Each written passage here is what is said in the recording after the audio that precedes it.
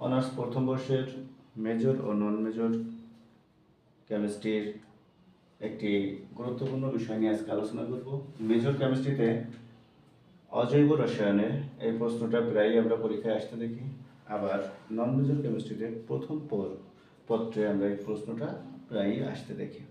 প্রশ্নটা হচ্ছে NCl বা নাইট্রোজেন পেন্টাক্লোরাইড এর অস্তিত্ব নেই, কিন্তু PCl5 বা ফসফরাস পেন্টাক্লোরাইডের অস্তিত্ব আছে, কেন? ব্যাখ্যা করো। এখানে আমরা দেখতে পাচ্ছি দুইটাতেই Cl5 আছে, অর্থাৎ Cl5 নিয়ে দুইটার ভিতরে কোনো তুলনা না করাই ভালো। আমরা এখানে তুলনা করব নাইট্রোজেন এবং ফসফরাস নিয়ে। তো তার আগে আমরা ছোট করে জেনে নেই যে কোন কোন অরবিটালের অস্তিত্ব আছে আর কোনগুলো নেই। প্রথম অরবিটালের ক্ষেত্রে 1s এর অস্তিত্ব আছে, 2s এর অস্তিত্ব আছে, 2p এর অস্তিত্ব আছে, কিন্তু 2d এর কোনো অস্তিত্ব নাই।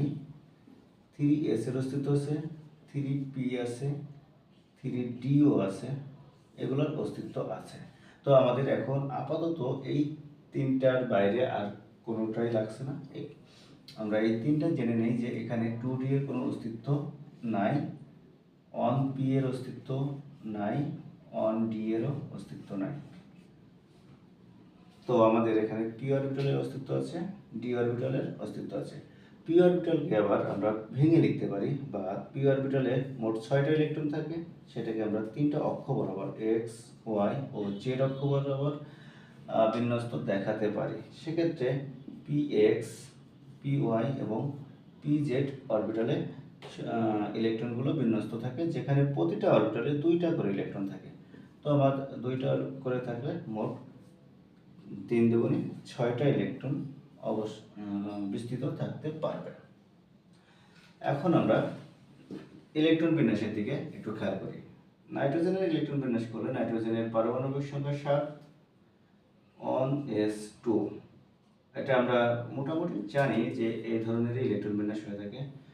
2s 2, 2p 2 2 4 আর 3 7 3।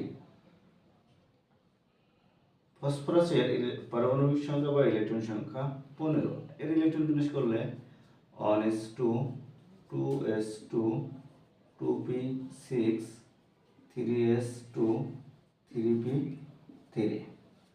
এক্ষেত্রে আমরা যদি নাইট্রোজেনের পর্যায় হিসাব করি, তাহলে হচ্ছে নাইট্রোজেনের শেষ কক্ষপথ 2 নম্বর কক্ষপথ, তো এর পর্যায় 2।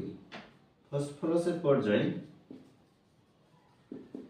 এর শেষ কক্ষপথ 3, অর্থাৎ এর পর্যায় 3। নাইট্রোজেনের ক্ষেত্রে আমরা এখন গ্রুপ হিসাব করব। গ্রুপটা নাইট্রোজেনের গ্রুপ হিসাব করতে গেলে যদি S এবং P থাকে, তাহলে আমরা S প্লাস P তে যে কটা ইলেকট্রন থাকে সেগুলো যোগ করি এবং তার সাথে 10 যোগ করি। এটা একটা সূত্র, আমরা 9-10 এর বইতে এটা শিখে থাকি। তো আমরা এখানে দেখি S এ আছে 2টা যোগ 3টা যোগ 10, 15, অর্থাৎ নাইট্রোজেন আছে 15 নম্বর গ্রুপে, 2 নম্বর পর্যায় এবং 15 নম্বর গ্রুপে। ঠিক একইভাবে যদি ফসফরাসের গ্রুপটা হিসাব করি, তাহলে হচ্ছে এরও শেষে আছে S এবং P, এই কারণে S plus P plus 10 equal 2, 3, 10 equal 15। অর্থাৎ দুইটা ক্ষেত্রেই তাদের গ্রুপ সমান। সেক্ষেত্রে এদের গ্রুপ নিয়ে তত বেশি একটা কাজ করতে হবে না, আমাদের পর্যায়ের উপরে ভিত্তি করে এদের যৌগ গঠন কীভাবে হচ্ছে না হচ্ছে সেটা ডিপেন্ড করবে। তো আমরা এখন পর্যায়ে চলে যাই। আচ্ছা, আপনাদের মনে হয় এটা মনে আছে যে 1s, 2s, 3s, 2p, 3p, 3d, আমরা এইগুলো নিয়ে এখন আপাতত কাজ করব। তো আমরা ইলেকট্রন বিন্যাস থেকে আবার একটু নাইট্রোজেন ইলেকট্রন বিন্যাসটা একটু লিখি। 1s2, 2s2, 2p3। যদি নাইট্রোজেনের এই p অরবিটালের ইলেকট্রনটা এবং 2 নম্বর কক্ষপথের ইলেকট্রন, এই মোট 5টা ইলেকট্রনের বিন্যস্ত করি, তো আগে আমরা p অরবিটালের ইলেকট্রনটা বিন্যস্ত করে থাকি। হুন্ডের নীতি অনুযায়ী ইলেকট্রন সমূহকে আমি যদি p অরবিটালকে 3টা কক্ষকে 3টা ঘর দ্বারা প্রকাশ করি, তাহলে px, py, pz এরা সমশক্তি সম্পন্ন। যেহেতু এরা সমশক্তি সম্পন্ন, তো কুন্ডের নীতি অনুযায়ী আমরা বলতে পারি যে ইলেকট্রন সমূহ সমশক্তি সম্পন্ন কক্ষপথে বা অরবিটালে এমনভাবে প্রবেশ করবে যে সর্বোচ্চ সংখ্যক অযুগ্ম অবস্থায় বিরাজ করবে এবং তাদের স্পিন একই দিকে থাকবে। তো সর্বোচ্চ সংখ্যক এখানে পি অরবিটালে 3টা আছে, আমরা প্রথমে পিএক্স একটা দিলাম। তো যেহেতু অযুগ্ম হবে এখানে আর কোনো ইলেকট্রন যাবে না, তারপর পি ওয়াইতে একটা দিলাম, পি জেডে একটা দিলাম, 3টা হয়ে গেছে। 3টা হয়ে যাওয়ার পরে আমরা দেখতে পাচ্ছি এখানে 3টা অযুগ্ম ইলেকট্রন আছে।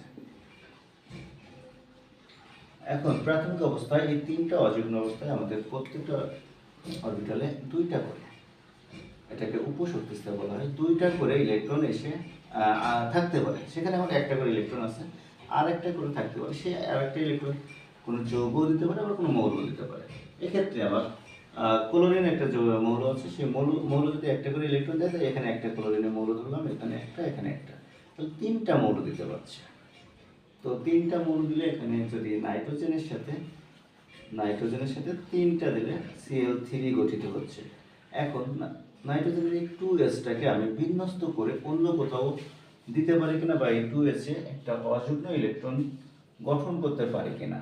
যদি আমি 2s-টাকে এভাবে একটু লেখার চেষ্টা করি, তো আমার এখানে অন্য কোনো অরবিটাল ফাঁকা নাই, 2d এর কোনো অস্তিত্বই নাই। আগেই বলেছিলাম 2d এর কোনো অস্তিত্ব নাই, যে কারণে এখানে আমি এখান থেকে ইলেকট্রন সরিয়ে কোথাও দিতে পারবো না। সর্বোচ্চ 3টাই বিজোড় হবে, অর্থাৎ 3টা যৌগ এখানে গঠিত হবে, বা 3টা মৌল এসে এর সাথে নাইট্রোজেনের সাথে যুক্ত হতে পারবে। সেক্ষেত্রে NCl3 গঠিত হচ্ছে। কীভাবে NH3 গঠিত হবে? হতে পারে এই তত্ত্ব মেনে ফসফরাসেরও 1s2 2s2 2p6 3s2 3p3 এই যেটা আছে সেটা এই তত্ত্বটা মেনেই PH3 PCl3 গঠিত হয়। কিন্তু আমরা ইলেকট্রন বিন্যাস থেকে বা ইলেকট্রন বিন্যাসের নিয়ম থেকে জানতে পারি যে 3d অরবিটালের অস্তিত্ব আছে। এখন যদি আমি 3d অরবিটালের অস্তিত্বটা দেখাই, তাহলে এটা আসছে, আমরা 3 নম্বর কক্ষপথটা একটু হিসাব করি। প্রাথমিক অবস্থায় এভাবে থাকে, একটু আগে এটা দেখালাম, px py pz অন। এখন 3d অরবিটালে 1 2 3 4 3d অরবিটালে এই যে 5টা ঘর ফাঁকা থাকে।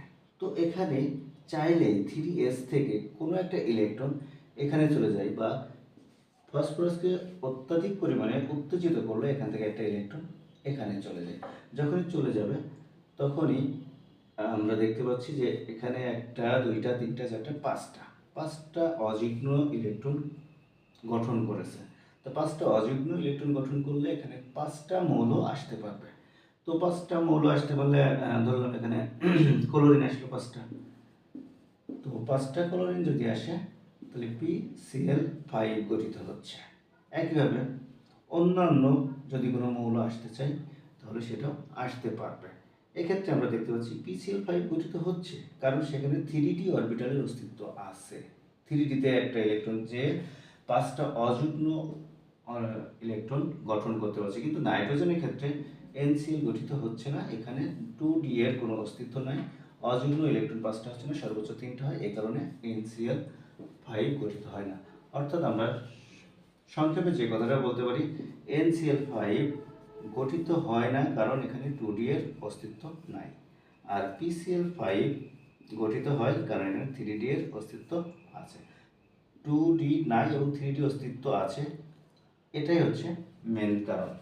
তাহলে আমরা অতি সহজেই এই প্রশ্নটার অ্যান্সার ইনশাআল্লাহ করতে পারবো।